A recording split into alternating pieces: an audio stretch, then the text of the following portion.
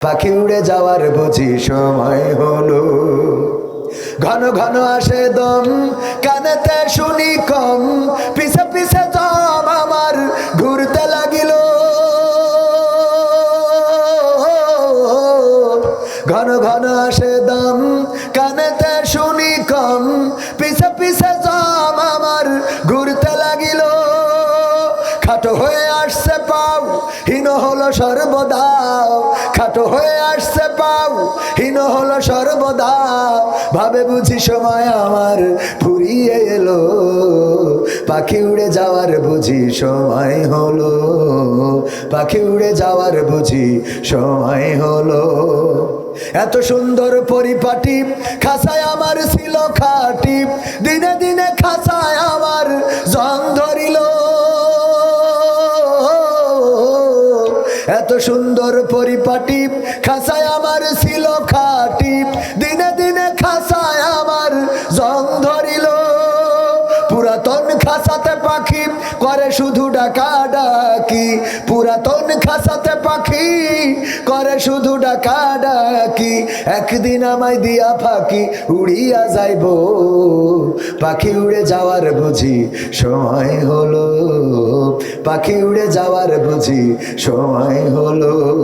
রঙ্গরসের দিন ছিল আমার একদিন, রঙ্গরসের দিন ছিল তোমার একদিন। 12 ঘন্টা বেলা তোমার সন্ধ্যা হইল। পাখি উড়ে যাওয়ার বুঝি সময় হলো।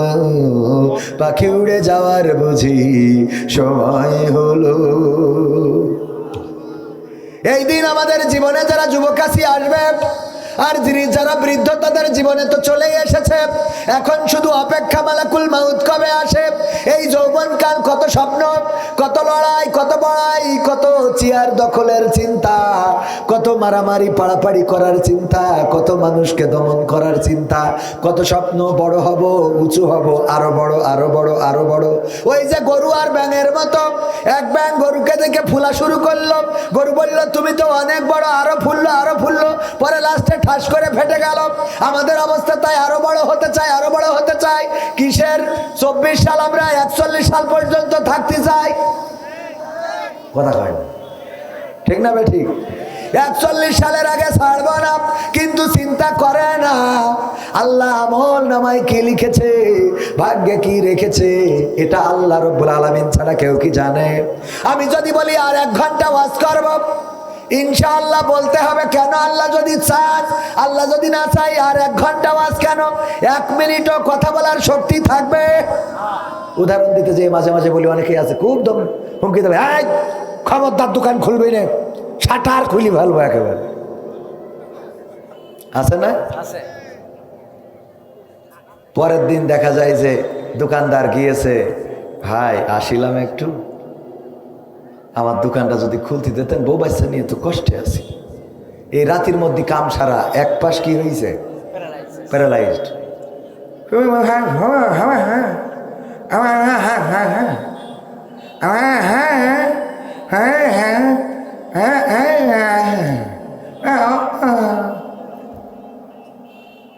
ঠিক না? এক রাতে আমার তেজ মারা সারা তুই জাফারিস করে, এটা বুঝতে পারিছেন তো? আঞ্চলিক ভাষায় হইল আমার তেজ মারা সারা। এখন তুই দোকান খুললি খোল, না খুললি না খোল, যাব।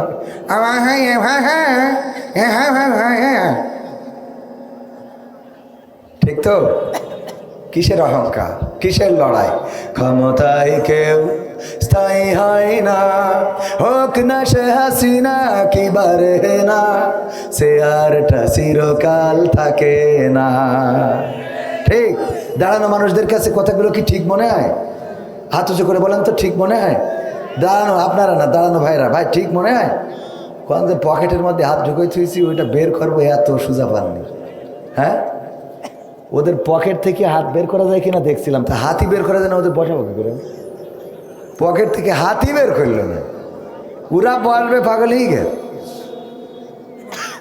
আমার মনে হচ্ছিল যে আপনারা বসলে পরিবেশটা একটু সুন্দর লাগতো। যদি না বসেন আপত্তি নেই, তবে এখানে বসলে আমি এতটুকু বলতে পারি, এটা আপনার নাজাতের ওসিলা হয়ে যেতে পারে। সুবহানাল্লাহ বলবেন না? আল্লাহ বলছেন ইকরা কিতাবাকা কাফা বিনাফসিকা আল-ইয়াওমা আলাইকা হাসিবা, পড়ো তোমার কিতাব, তুমি পড়ে তোমার হিসাব করার জন্য তুমি নিজেই যথেষ্ট। এই কিতাব যখন হাতে ধরিয়ে দেবে, সব পৃষ্ঠায় পৃষ্ঠায় আমলনামায় গোনা আর গোনা, অসংখ্য গোনা দিয়ে ভরা। এর মধ্যে এই কোরআনের মাহফিল পাওয়া যাবে না, যাবে না? কোরআনের মাহফিলটা থাকবে না, থাকবে না? কোরআনের মাহফিলটা যখন পাবেন, তখন যদি আল্লাহ বলার সুযোগ দেয়, আল্লাহ যদি বলেন ওগো বান্দা তোমার খাতা তো খুলে দেখলে বলো কোনো পৃষ্ঠায় কোনো আমলে ভালো আমল আছে নাকি?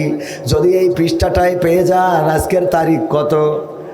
31 নাইট, ঠিক না? 31 নাইট। যারা ডিজে বাজায়, যারা টেলিভিশনে আপনার বিভিন্ন নৃত্য করে, অনুষ্ঠান করে, তাদের থেকে আমরা ভিন্ন না, ভিন্ন না? আজ আমাদের দুইটা সুযোগ। একটা হলো গো আল্লাহ দেখো এই মাহফিলে বসেছিলাম, আমার রাতটা ছিল 31 নাইটের না রাত। ওগো আল্লাহ চাইলে তো ওই ডিজে পার্টিতে যেতে পারতাম, চাইলে তো আমি অন্যায় অশ্লীলতা করতে পারতাম, কিন্তু তা না করে কোরআনের মাহফিলে বসেছিলাম। তুমি যদি চাও আল্লাহ তাইলে ক্ষমা করে দিতে পারো, এইটুকু আমল আমার আছে। আমার আল্লাহর এত দয়া, এত মায়া, আজকের এই মাহফিলটা আল্লাহ আমাদের নাজাতের জন্য যথেষ্ট করে নিতে পারেন। বলেন সুবহানাল্লাহ। আল্লাহর দয়াই পার পেতে পারি। আমল দিয়ে আমরা কে কতটুকু পার পাবো জানি না। আল্লাহ যদি দয়া করেন তাহলে অনেক পাপেই পার পেয়ে যাবে, আমল থাকা লাগবে না। বাট আল্লাহ দয়া করেছেন, তার কোনো আমলের পরে আল্লাহ সন্তুষ্ট। হয়তো একটা কুত্তাকে পানি পান করিয়েছিলেন, হয়তো একটা পাখিকে বাঁচিয়ে দিয়েছিলেন, কোনো একটা পাখি অসুস্থ হয়ে তার কাছে পড়েছিল, সেই পাখিটাকে সেবা করে উড়িয়ে দিয়েছেন।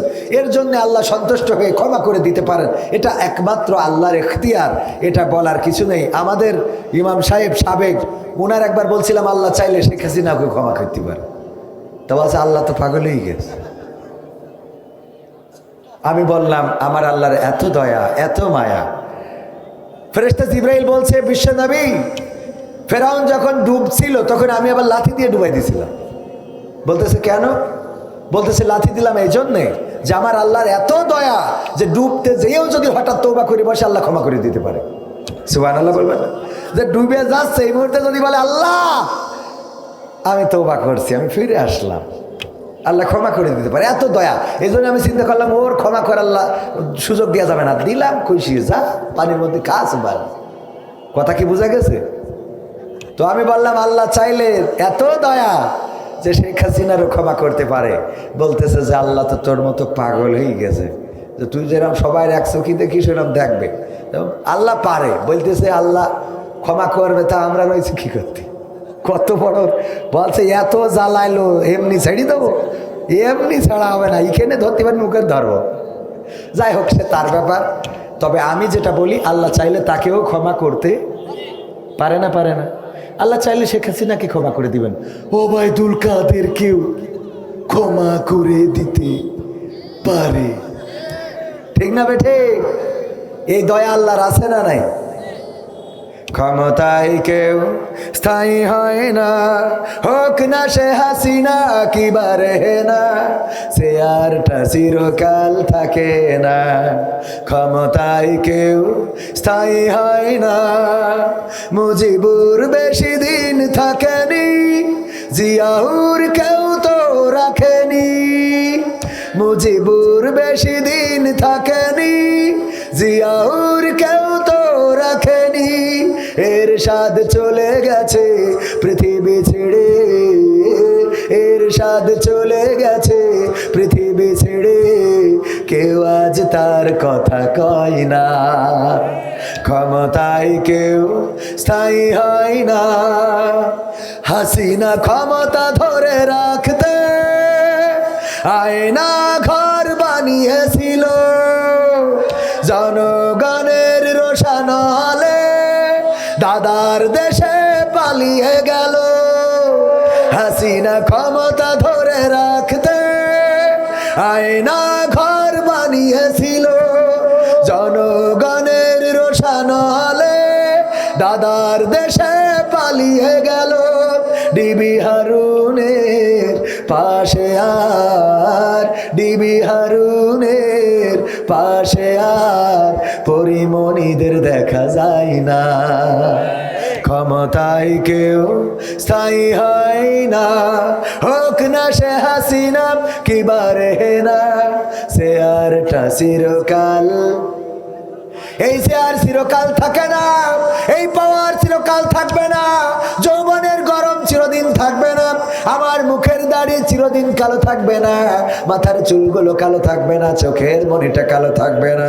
যেই মানুষটা সোজা আছে সেই মানুষটা বাঁকা হয়ে যাবে, যেই মানুষটার অনেক শক্তি আছে সে শক্তি হারাবে, যেই মানুষটা আজকের যুবক সে একদিন বৃদ্ধ হবে, যেই মানুষটা এত সুন্দর যার চেহারার দিকে তাকালে মানুষের লাইলাতুল ফেব্রুয়ারির কথা মনে পড়ে যায়, এই মানুষটাও একদিন তার সুন্দর চেহারাটা নষ্ট হয়ে যাবে। যেই রমণীটা অনেক সুন্দর, যাকে দেখার পরে যুবকরা নিজেদের কন্ট্রোল করতে পারে না, রাস্তা দিয়ে হেঁটে গেলে বলে এত সুন্দর মাল আমাদের এলাকায় কার মেয়ে? নাউজুবিল্লাহ। বলার লোক আছে না নাই?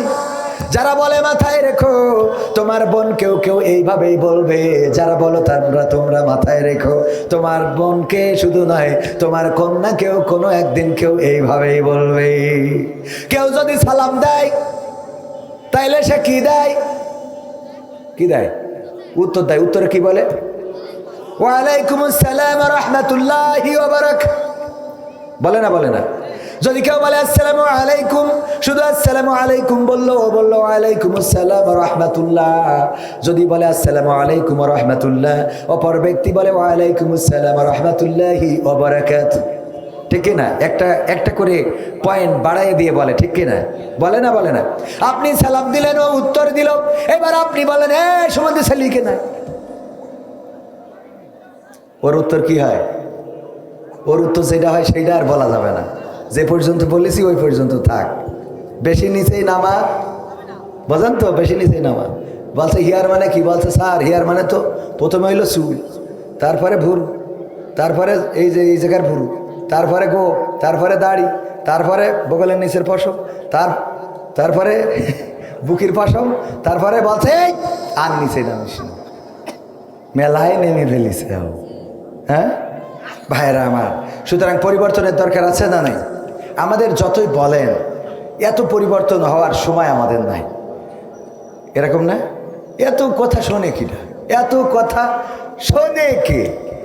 কত বলা হচ্ছে, মসজিদের ইমাম বলছে, আমার আলী আহমদ সাহেব বলছেন, আহমদ আলী সাহেব বলছেন, কিন্তু বলার পরেও শোনার মতো মানুষটা কোথায়? আমার গ্রামে আলহামদুলিল্লাহ, আলহামদুলিল্লাহ আপনারা যাচাই করতে পারেন, অত্র ইউনিয়নে আমার গ্রামে সবচেয়ে মসজিদে মুসল্লি বেশি। আলহামদুলিল্লাহ আমরা চেষ্টা করেছি যে দলমত নির্বিশেষে অন্তত নামাজকে যেন গুরুত্ব দেয়। আমার নিয়তি রয়েছে একসময় মসজিদে নামাজিদের একটা ড্রেস বানিয়ে দেব, আমার নিয়ত। এই বছর তো মাদ্রাসা করলাম, আজকে আমার মাদ্রাসার বই বিতরণ উৎসব হলো, অনেক ইউনো মহাদায় গেছিলেন, সেই সকাল থেকে অনেক পরিশ্রম গেল, আমাদের টিমও অনেক কষ্ট করেছে, আলহামদুলিল্লাহ কৃতজ্ঞতা। তো যাই হোক, আমার মসজিদে আমার নিয়ত হলো মুসল্লিদের একটা ড্রেস থাকবে, যে ওরা আমাদের ড্রেস পরে নামাজ পড়তে যাবে, এক ড্রেস, সব দেখা যাবে, একই পাঞ্জাবি, একই টুপি, একই লুঙ্গি করে দেবো ইনশাআল্লাহ, আশা আছে। তো আমরা মসজিদের দিকে মানুষদেরকে ডাকতে হবে, উদ্বুদ্ধ করতে হবে। ফজরে মাঝে মাঝে খিচুড়ি নিয়ে যাই, ফজরে ওরা জানেই না মুসল্লিরা, ঠাস করে খিচুড়ি রান্না করে, আমাদের টিম সাক্ষী, সারা রাত আমরা রান্না করি, করে ফজরের সময় মুসল্লিদের খুশি। আল্লাহ, সকালবেলা এই চেপ পরে খিচুড়ি এত সুন্দর, মুই শাহরুখতে আপেল নিয়ে যাই, অর্থাৎ সবার আপেল, একটা করে আপেল নাও সবাই, বোঝেননি? মুসল্লিদের আনন্দে রাখতে হবে। আমাকে টাকা খরচ, টাকা সব গর্তের মধ্যে বেরিয়ে, ইন্দুরি কাটে না পেরে ইন্দুর দেখে করবোটা কি, কেটে তুমি, ঠিক না বে ঠিক? টাকা খরচ করবেন মসজিদে, সবচেয়ে ছেঁড়া নোটটা মসজিদে, সবচেয়ে বাজে নোট, অসল টাকা, ভারতে যার ঢুকতে পারবে না, যেই বুঝে ফেলে যার ঢুকা যাবে না, সেই ভারতের রুপে এনে মসজিদ দান বাক্স, যে তার কাজে লাগবে না, ঠিক না বে ঠিক? পাওয়া যায় মানে আমি মসজিদের সভাপতি এখন, পাগল খানকে নিজেই সভাপতি। একবার মসজিদটা আমার বের করে দিয়েছিল, বলছে এইসব ঠ্যাংবে, মসজিদেই উঠতে দিত না, এখন আমার সভাপতি বানাইছে। ভাব আছে না? এমপিরা সব কোথায় গেল, মন্ত্রীরা সব কোথায় গেল, কোথায় কাদের কাকা, তাদের ছাড়া দেশটা এখন লাগে ফাঁকা ফাঁকা। পালাবো না, প্রয়োজন হলে ফখরুলের বাসায় গিয়ে উঠবো, ঠাকুরগাঁওয়ে বাসা আছে না, জায়গা দেবে? পালাবে না পালাবে না, যাই না তবু দেখা, পালাবে না পালাবে না, যাই না তবু দেখা। তাদের ছাড়া দেশটা এখন লাগে ফাঁকা ফাঁকা, ওদের ছাড়া দেশটা এখন লাগে ফাঁকা ফাঁকা। আইন মন্ত্রী আটকে গেল আইনেরই ফাঁকে, দাড়ি ছাড়া দরবেশের ভণ্ড ভণ্ড লাগে। আইন মন্ত্রী আটকে গেল আইনেরই ফাঁকে, দাড়ি ছাড়া দরবেশের ভণ্ড ভণ্ড লাগে। শুনছি কত নেতা নেত্রী খাইতেছে ভাই ডান্ডা, বিচারপতি কালামানিকের ফাটিয়েছে আন্ডা। পলকেরও ঝলক গেল, ঠিক বলিস তো? হ্যাঁ হ্যাঁ, পলকেরও ঝলক গেল থামিয়ে নেটের চাকা। তাদের ছাড়া দেশটা এখন লাগে ফাঁকা ফাঁকা, ওদের ছাড়া দেশটা এখন লাগে ফাঁকা ফাঁকা। কই গেল সেই সংসদেতে মমতাজের গান, কোথায় গেল হজরত বলা স্বামী মুসলমান? ঠিক না বেঠি? খেলা হবে, আসো খেলবো, ঠিক না বেঠে? কই গেল সেই সংসদেতে মমতাজের গান, কোথায় গেল হজরত বলা স্বামী মুসলমান? ইনুমে নন্দিপু মনি আছে কারাগারে, বাপ করিলেও পাপ কখনো ছাড়ে কি আর তারে। কোথায় গেল স্পিকারের, কোথায় গেল স্পিকারের দৃষ্টি আঁকা বাঁকা? তাদের ছাড়া দেশটা এখন লাগে ফাঁকা ফাঁকা, ওদের ছাড়া দেশটা এখন লাগে ফাঁকা ফাঁকা। কোথায় গেল আরাফাত আর ব্যারিস্টার সুমন, কথা বলার সময় তারা করেনি ওজন? ঠিক না বেঠে? কোথায় গেল আরাফাত আর ব্যারিস্টার সুমন, কথা বলার সময় তারা করেনি ওজন? মুরগি কবির খাইছে ধরা, জাফর কোথায় আছে? গোপনে কি সেও গেল মোদি দাদুর কাছে? কোথায় গেল সালামের, কোথায় গেল সালামের কাড়ি কাড়ি টাকা? তাদের ছাড়া দেশটা এখন লাগে ফাঁকা। লাগে কি না? কেন ফাঁকা ফাঁকা লাগে? কারণ আমাদের আগে কেমন করে কুমড়ো দিয়ে বেগুনি বানাইতে হয় শিখাইয়ে দিত, ঠিক না বে ঠিক? কেমন করে কাঁঠাল দিয়ে বার্গার বানাইতে হয় সেটা আমরা শিখতাম। গোশতের অভাব পূরণে বার্গার, গোশতের অভাব পূরণে কেমন করে কাঁঠাল খাইতে হয়, এমনকি কাঁচা মরিচ কেমন করে শুকিয়ে রেখে দিতে হয়, যেটা আবার বর্ষাকালে পানিতে দিলে জ্যান্ত হয়ে যায়। এইগুলো আমরা শিখতাম। শুধু তাই না, আমার দাদার দেশে দেখলাম মিডিয়ায় কান্নাকাটি করতেছে, আমাদের পেজ কিনার লোক নাই রে, আমরা কনে যাই ভাই রে। কান্নাকাটি আছে না নাই? পেঁয়াজ কেনে না, কেনে না, কেনে না, পেঁয়াজের দাম কমে গেছে, এই দামে যদি বিক্রি করি তাহলে ভিক্ষে করে খাওয়া লাগবে। আমি বললাম ওগো দাদারা, দুঃখ করো না, করো না, আমাদের পেঁয়াজ লাগবে না, কারণ তোমাদের দাদা পেঁয়াজ নিয়ে খুব আমাদের দেখায়, কিন্তু ও জানে না আমাদের নেত্রী পেঁয়াজ ছাড়া রান্না শিখায়, তারপর ওখানে গেছে। ঠিক না বেঠে? পেঁয়াজ ছাড়া কেমনে রাঁধতে হয় সেটা আমরা শিখে গিয়েছি রে। এখন তোমাদের দেশে আছে তোমাদেরও তেজ মারা সারা রে। ঠিক না বেঠে? আমরা পেঁয়াজ ছাড়া রান্না শিখে গেছি, টেনশনের কিছু নাই, দাদা দিবা না, অসুবিধে নাই। আর এক ফকিন্নি বলে বাংলাদেশ থাকবে না, থাকবে না, তা থাকবে না, তা তোর অসুবিধে কি? না থাকলে তো তোর ভালো, ঠিক না বে ঠিক? কয় এই দেশে নাকি না কাটলি বের হতে দিচ্ছে না, হাত না, হাত পা না, হ্যাঁ মেশিন, না কাটলি নাকি বের হতে দেয় না। আমি বললাম না কাটলি আমাদের দেশে সবাই বেরোতে পারছে, কোনো অসুবিধে নেই, কিন্তু এটা সত্য তোরা যারা এই দেশে আসতে চাচ্ছিস যে চলো চলো বাংলাদেশ চলো, আমরাও বর্ডারে কাছি নিয়ে বসে থাকলাম, তোগের অন্তত কেটে ঢুকবো, ঠিক না বেটে? তোগের কাটা লাগবে। আর তারপরেও জিজ্ঞেস করবো আসার পরে, দাদা কেটে এসেছেন নাকি গিয়ে কাটবে? ঠিক আছে তো বাজার?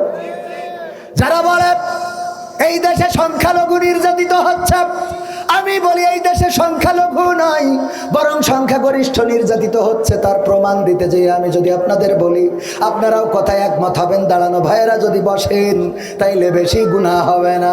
যদি বসেন, আমার ওয়াজ শুনে সোয়াব না হইলেও এখানে বসার কারণে সোয়াব আছে না নাই? জান্নাতের বাগানে যতক্ষণ বসবেন ততক্ষণ আল্লাহর ফেরেশতারা সোয়াব লিখতে থাকবে, আর আমলনামা থেকে সগীরা গুনাহগুলো ঝরে যেতে থাকবে। বলেন সুবহানাল্লাহ। ওগো আমার ভাইয়েরা, সংখ্যা গরিষ্ঠরা কেমন প্রমাণ দিই, আপনারা প্রমাণ নেন। প্রথম নম্বর, মুসলমান এই বাংলাদেশে ইসলাম প্রচারের জন্য এসেছিল বঙ্গবন্ধুর পরিবার, আর সেই পরিবারের সন্তান শেখ হাসিনা এত বড় আল্লাহওয়ালা। আমার স্বামী ওসমান বলল ওলিয়া উলিয়ার পর্যায়ে পৌঁছে গেছে।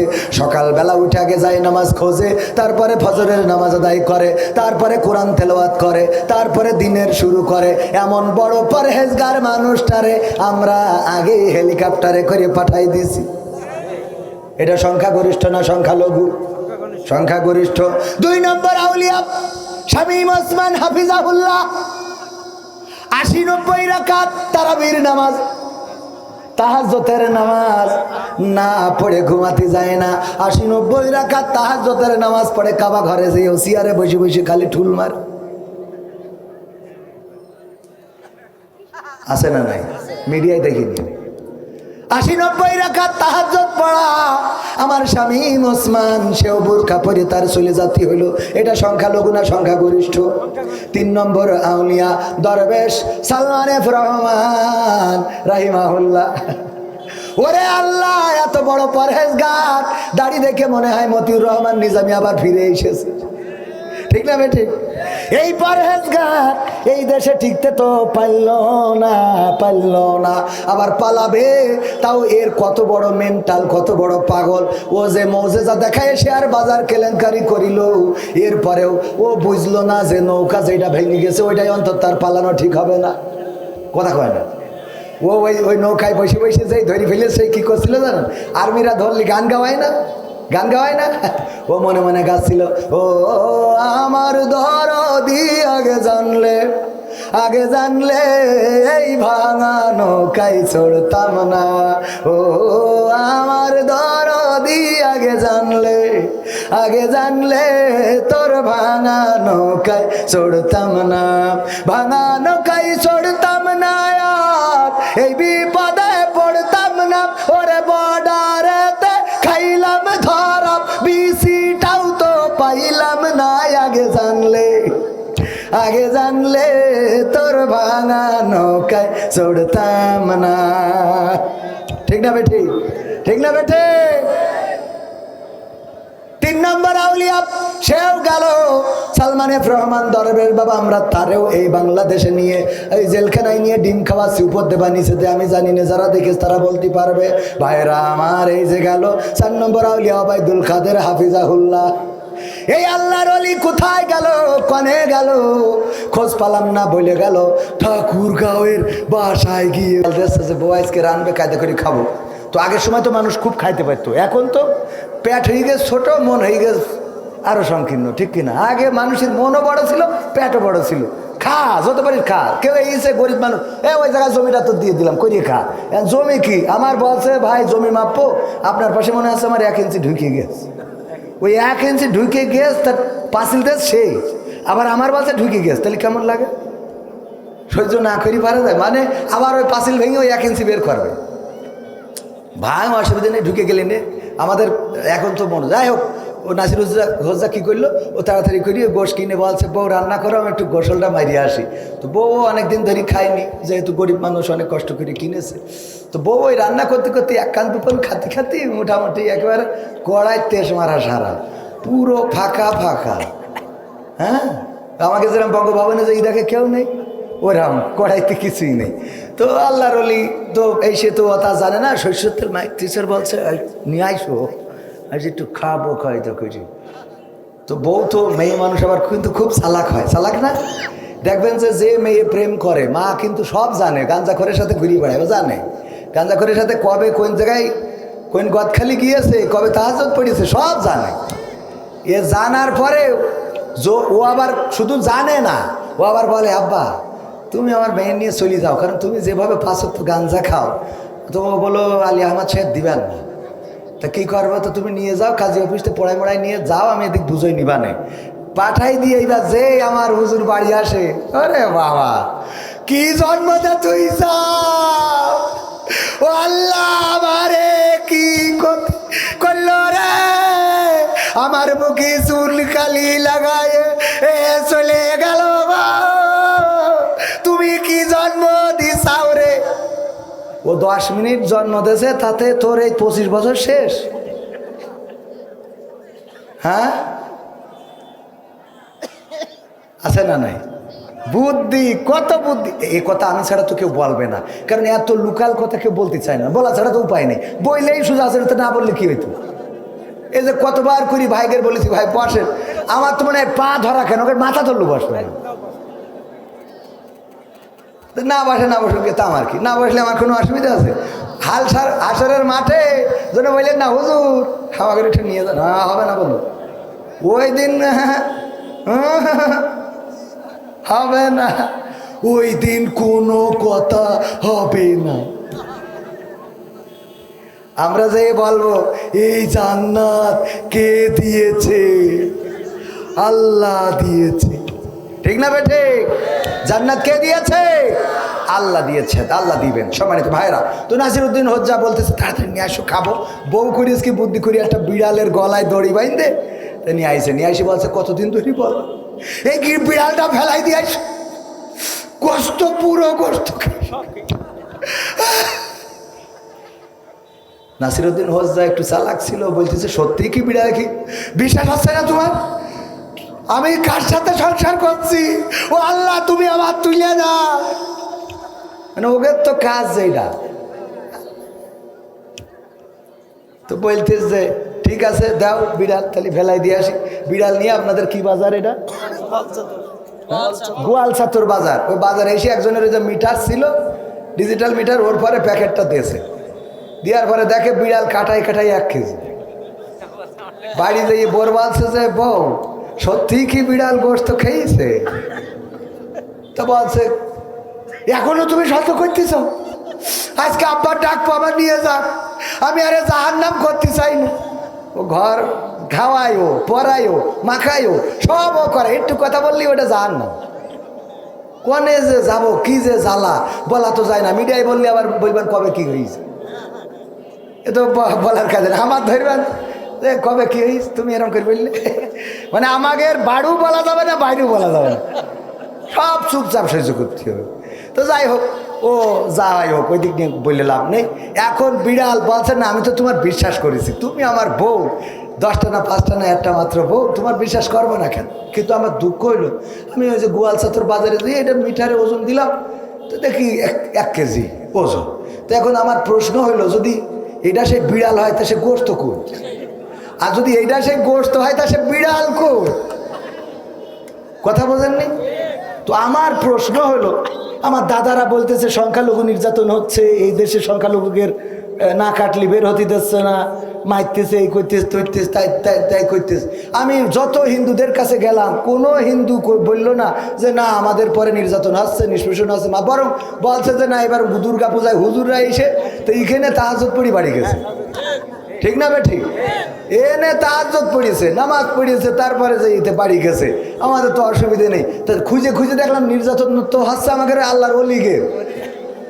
তা যদি সংখ্যালঘু নির্যাতন সত্যিকার অর্থেই হয়, তাহলে যেহেতু হিন্দুরা হচ্ছে না, তাহলে ইরা কার? কোত্থেকে এলো ওরা, ঠিক না বে ঠিক? আর ওরা যদি মুসলমানই হয়, তাহলে সংখ্যালঘু তো নির্যাতন আছে, সেইটা কই? কথা কয় না, কথা কি বুঝাতে পারিছি? তাহলে আর কি আমার ভাইদের আর একবার কি বসতি বলবো? আমার তো আবার লজ্জা শরম বেশি, 10 বার বলেছি, না হয় আর 20 বার বলবো, তাতেও যদি না বসেন নাই আরো 5 বার বলবো। বসা যাবে? শোনা একটুখানি আমি আরো 2-1টা সঙ্গীত শোনাবো, শোনাই আমার আবার আর এক জায়গায় বায়না নিয়ে আর এসে জাতি হবে। শোনা কি করব? এই আমি আমার আব্বার সাথে ওয়াজ করেছেন, উনি একটা অধিকার নিয়ে বললেন যে আসতে হবে। আব্বাকে একসাথে আব্বার মঞ্চে থেকেছেন, আমি ভাই বলবো না চাচা বলবো, মাঝে মাঝে ঠিক করতে পারি না, মাঝখান দিয়ে বলি মুহতারাম, নাই হুজুর। হুজুর বললি তো ভাই হোক চাচা হোক অসুবিধা নেই, হ্যাঁ বড়ও বলা যাবে হুজুর। তাহলে হ্যাঁ আসেন ভাইয়ের আমার, না ওই দুই একজনে আসতে বললে বা চলে যাবে।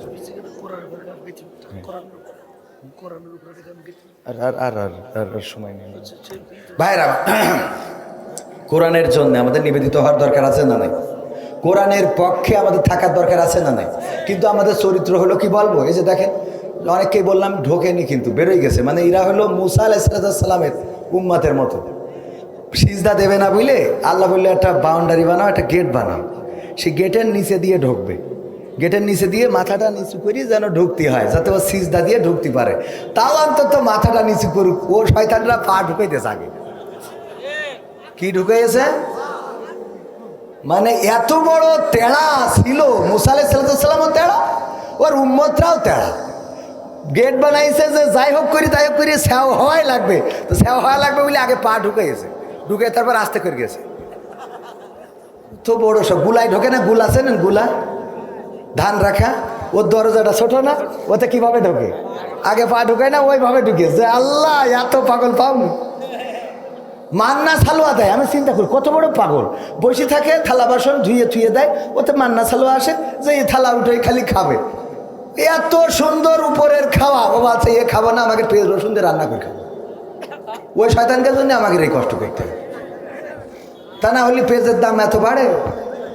কথা কয় না, কোরআনে এই কথাগুলো আছে না নাই? আমি তো ভালো বুঝি না, আপনারা কয় আছে তো? হ্যাঁ তাহলে ঠিক আছে, হুজুরা যখন বলিস তাহলে ঠিক আছে।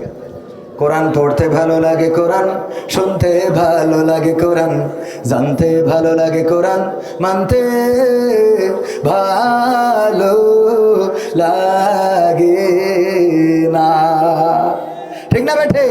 কোরআন পড়তে ভালো লাগে, কোরআন শুনতে ভালো লাগে, কোরআন জানতে ভালো লাগে, কোরআন মানতে ভালো লাগে না। নামাজেতে পড়লে কোরআন মনটা শীতল হয়, কারির তেলাওয়াত শুনিলে প্রাণ জুড়িয়ে যায়। নামাজেতে পড়লে কোরআন মনটা শীতল হয়, কারির তেলাওয়াত শুনিলে প্রাণ জুড়িয়ে যায়। সেই কোরআনের ব্যাখ্যা দিলে কলিজাতে আগুন জ্বলে, সেই কোরআনের ব্যাখ্যা দিলে অন্তরেতে আগুন জ্বলে। বিরোধিতাও চলে কেন তা জানি না। কোরআন পড়তে ভালো লাগে, কোরআন শুনতে ভালো লাগে, কোরআন জানতে ভালো লাগে, কোরআন মানতে ভালো লাগে। আমি চিন্তা করলাম আমি যে এক ঘোড়া পানি ঢেলি, ওনার তো দুধ আছে, এ চিন্তা করছে সবাই তো দুধ ঢালবে, আমি এক ঘোড়া পানি ঢালি, ও মনে কথা আমি এক কলস পানি এক বালতি পানি ঢালি। সবার চিন্তাটা ছিল এক বালতি করে পানি। পরের দিন রাজা উঠি দেখে কি এর দুধ, সব তো পানি। কারণ কি? সবার একটা কনফিডেন্স ছিল সবাই তো ঢালবে, সুতরাং আমি পানি ঢাললে অসুবিধা কি, এক বালতি পানি ধরতে পারবে না। এই ওভার কনফিডেন্স ইসলামকে বিজয় থেকে বহুদের ময়দানে, এটা মাথায় রাখবেন। সাতক্ষীরার দুর্নাম করছি নে, আমার ভাই বলতেছে সাতক্ষীরাকে ওইভাবে বললেন না, না, বহুদের ময়দানে মুসলমানেরা মনে করেছিল তখন আমরা 313 জনে 1000-এর বিরুদ্ধে বিজয় অর্জন করেছি, আর এখানে তো আমরা 700-র উপরে, এ তো একদম এক্ষুনি একেবারে সমান করে ফেলবো। কথা কি বুঝেছেন? আল্লাহ রাসূল বললো ওই দুর্গতে নামে না যতক্ষণ না আমি নির্দেশ দেবো। ওরা চিন্তা করলো বিজয় যখন হয়ে গেছে অসুবিধা কি, এই যে অসুবিধা কি, এই অসুবিধা কি কিতাব পড়িয়ে আজকে বিপদে পড়ে গেছে। কথা কি বোঝা গেছে? এই জন্যই অসুবিধে কি, সবাই তো মিছিলে যাবে, আমি যাবো কেন? সবাই যাবে না ভোট দিতে, আমি যাবো কেন? সবাই তো জামাত ইসলাম করে, আমি করবো কেন? এই আমি কেন কেন কেন, এই কেনই শেখ হাসিনা ক্ষমতায়। ঠিক আছে, কথা কি বোঝা গেছে? এই জন্য জেগে উঠতে হবে। রাজি আছেন? 1952-তে আমরা জেগেছিলাম, রক্ত দিয়েছিলাম, বিনিময়ে মায়ের ভাষা পেয়েছিলাম। 1971-এ আমরা জেগেছিলাম, রক্ত দিয়েছিলাম, বিনিময়ে একটা মানচিত্র পেয়েছিলাম। 2024-এ আমরা জেগেছি, রক্ত দিয়েছি। আজকের সেই বছরটা চলে যাচ্ছে, যেই বছরটা 1952-এর মতো 1971-এর মতো ইতিহাসের পাতায় লেখা থাকবে। আজকের 31st নাইট, এই নাইটে আমরা শপথ করছি আমরা আর একবার জাগবো। 1952-তে যেমন জেগেছি, 1971 যেমন জেগেছি, 2024 যেমন জেগেছি, তেমন ভাবে আগামী দিন ইসলামী আন্দোলনের নেতা কর্মীরা যদি রাজপথে থাকতে বলে, কোরআন বুকে নিয়ে দল মত নির্বিশেষে রাজপথে থেকে আল্লাহর জমিনে আল্লাহর দ্বীন কায়েম করার জন্য সংগ্রাম করব। যদি সেই সংগ্রামে থেকে বাতিলের রক্তচক্ষু আমাদের দিকে আক্রোশ নিয়ে তাকায়, যদি বাতিলের বুলেট আমাদের বক্ষ ঝাঁঝরা করে দেয়, আমাদের রক্তে যদি জমিন ভেসে যায়, সেই রক্তের সাগরে সাঁতার কেটে কেটে একটি রক্তাক্ত বিপ্লবী কালেমার পতাকা বাংলার জমিনে উড়াতে প্রস্তুত কারা কারা দেখতে চায়?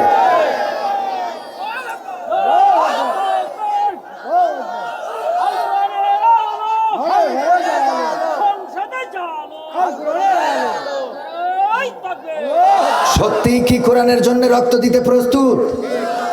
আপনারা কেমন রক্ত দিয়া লোক? মশারি ট্যাঙান না কিরা কিরা হাত উঁচু করেন তো, অথবা কোয়েল ধরান।